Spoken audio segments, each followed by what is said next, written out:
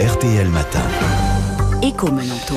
Christian, 6h54, le fisc traque de plus en plus sévèrement les paiements en liquide. 555 millions de redressements pour les seules URSSAF. Le magazine Capital, en partenariat avec RTL, montre pourtant que le phénomène reste très développé. Oui, le liquide semble une seconde nature dans l'Hexagone. 31% des travaux dans le bâtiment, 19% dans le commerce et l'hôtellerie-restauration, 12% dans les services ménagers. Alors on se moque souvent des Italiens, mais manifestement le travail au noir fluidifie copieusement notre économie nationale. Alors ce sont des pratiques coupables, bien sûr.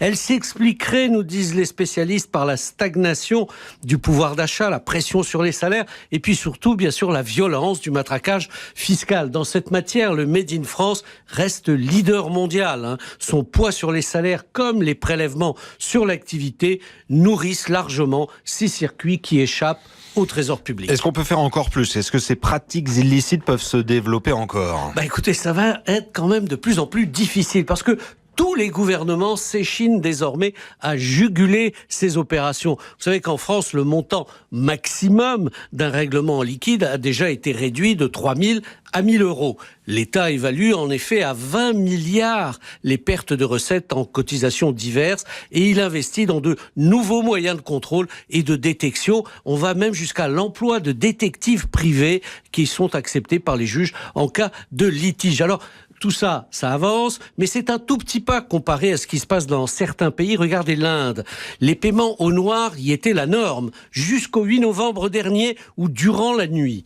Sans préavis, les billets de 500 et 1000 roupies ont été démonétisés. Ça a été une ruine pour les détenteurs, mais une cure d'assainissement violente pour l'économie souterraine. Est-ce qu'on peut conclure qu'on peut envisager la fin des billets de banque ? Ça, c'est l'arme ultime et c'est le rêve des gouvernements et des banquiers. Et ce sera très vite une réalité. Dans 10 ans, estiment les spécialistes, il n'y aura plus de billets dans nos porte-monnaies. Parce qu'il y a l'accélération des innovations technologiques qui va s'imposer partout. En Suède, qui est un pays pionnier, la quasi-totalité, autour de 80% des transactions, se fait déjà par paiement dématérialisé. Les cartes de crédit sans contact, il y a aussi quand même 1 milliard de règlements en France cette année avec ces cartes de crédit.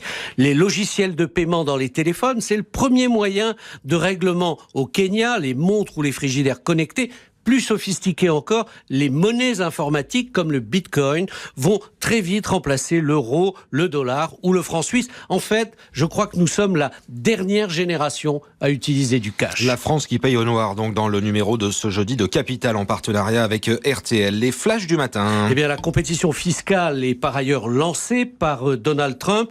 Il ambitionne une baisse des impôts sur les entreprises de 35 à 15%. Il faudra bien sûr faire passer cette mesure au Congrès. Et puis, une innovation maison, RTL et RTL.fr seront en mode audio, texte et vidéo disponibles sur l'appli mobile Infonity. Alors, nous y sommes présents avec l'ensemble des titres de Prisma Media, l'AFP et Numérama, ce qui signifie que ça sera encore plus facile de retrouver les sourires et l'info des petits matins de RTL dans les téléphones. Ça c'est très très bien. Éco-Menanto tous les matins pour tout savoir évidemment sur le monde de l'économie, la société qui se modernise encore et toujours.